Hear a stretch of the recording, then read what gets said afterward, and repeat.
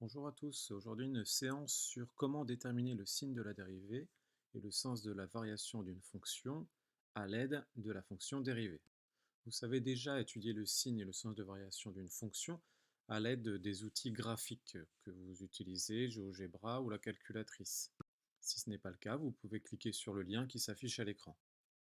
Avant de rentrer dans le vif du problème, je vais d'abord vous présenter une petite explication graphique pour bien comprendre le sujet. J'ai tracé ici une fonction en vert qui est une fonction du troisième degré, puisqu'on voit ici un petit x puissance 3.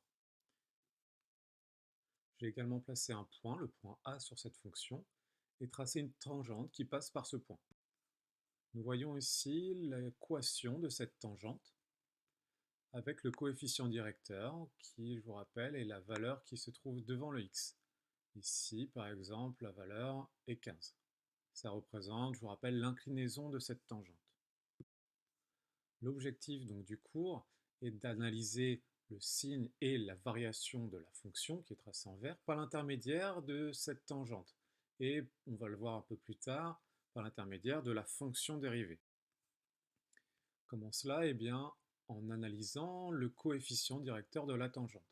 En effet, si celui-ci est positif, comme ici 15, puis 4, etc., cela signifie que notre droite est croissante et donc que la variation de notre fonction est également croissante.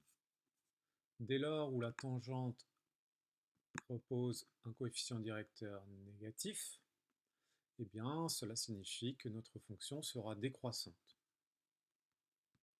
On va pouvoir également déterminer à l'aide de cette tangente et de ce coefficient directeur deux points particuliers de cette fonction qui correspondent au maximum et au minimum.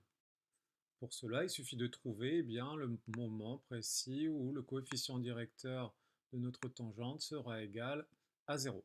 C'est le cas ici, c'est le cas également ici.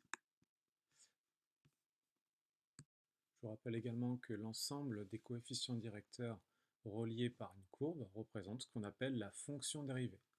Ici, je peux l'afficher, elle apparaîtra en bleu.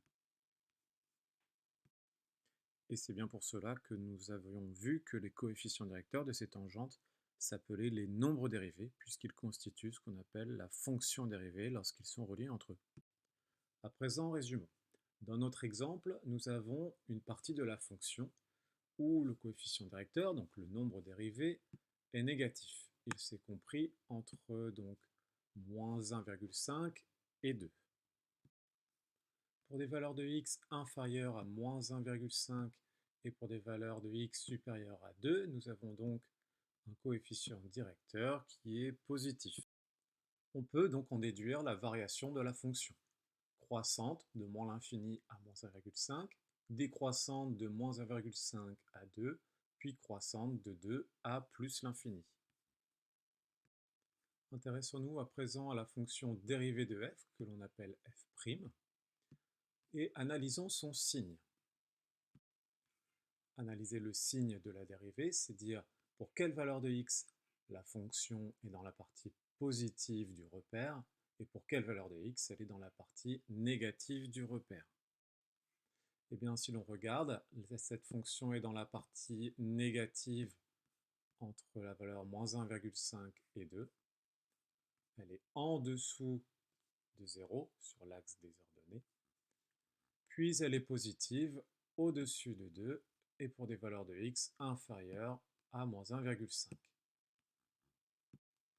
Donc lorsque nous aurons trouvé, lorsque cette dérivée s'annule, c'est-à-dire lorsqu'elle est égale à 0, en ce point ici et en ce point ici, nous pourrons déterminer les maximums de la fonction f ainsi que les variations de cette fonction. Voilà pour l'explication graphique. Maintenant, passons à la partie algébrique, les calculs. Cette vidéo est longue et le sujet est complexe, donc surtout n'hésitez pas à faire pause ou à revenir sur des portions de la vidéo que vous n'auriez pas compris.